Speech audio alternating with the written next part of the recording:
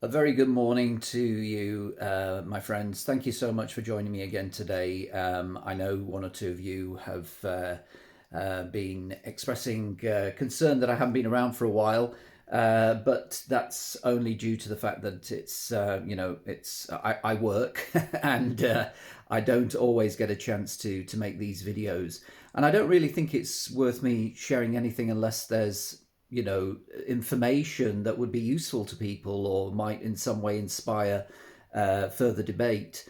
One or two of you have been asking about the heart brain coherence, which of course has nothing to do with me. It's more to do with heart math. And those of you who follow Greg Braden's work and, of course, Bruce Lipton, you'll understand there is a different, there's a completely different way of looking at mind body health. And when it comes to our own ability to emotionally self regulate, then everything that we do with regard to our consciousness ties in. When I started this journey, it wasn't about me trying to document necessarily how I would continue with the gateway experience. The gateway experience was a gateway literally to exploring further consciousness and the human if you like, the humanity of how we connect to something beyond ourselves. That was always my fascination. And one or two of you have just been asking, have I carried on? Am I doing what I'm doing, with the recordings? The answer is no, I'm not doing all the recordings now. I'm actually doing far more than what started off as being the gateway experience.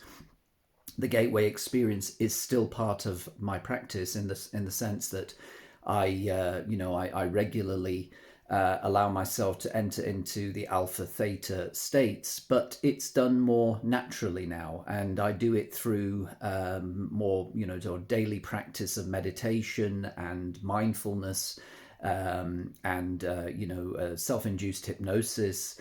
But it's all connected. It's all connected because once you find a way of regulating the two main, if you like, organs in our body that are, that have to speak to each other for us to enter into frequency rather than be as much, in the words of Joe Dispenza, as much matter or particle. We need to create those steps. And the first step with heart brain coherence is that, settling the heart and letting it talk to the brain, and then the brain talk to the rest of the body, generate the correct neurochemistry, the right neuro circuitry in the body to switch on, if you like, the body's shift into that more ethereal, transcendental mode.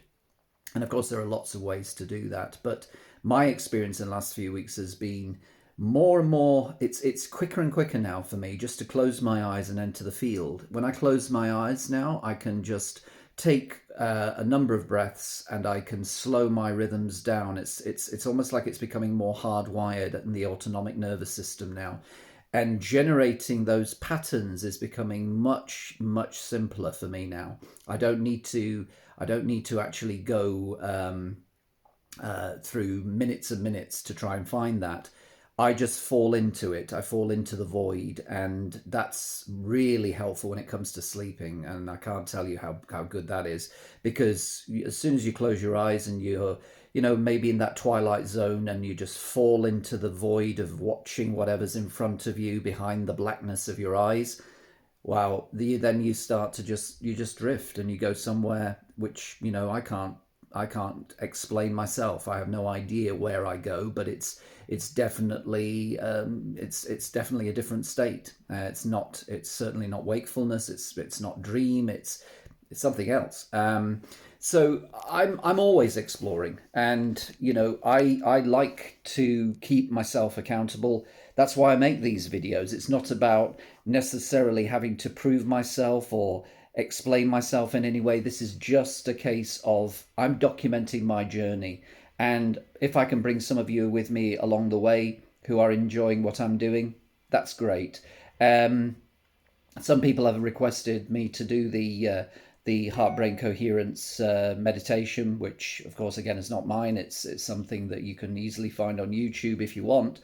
But I will be more than glad, to give you an example of that in maybe my next video.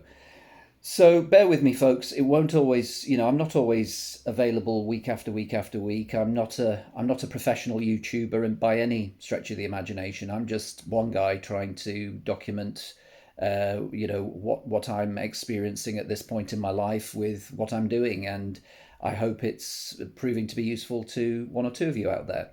Anyway, for now, this is me. This is David Ferratian.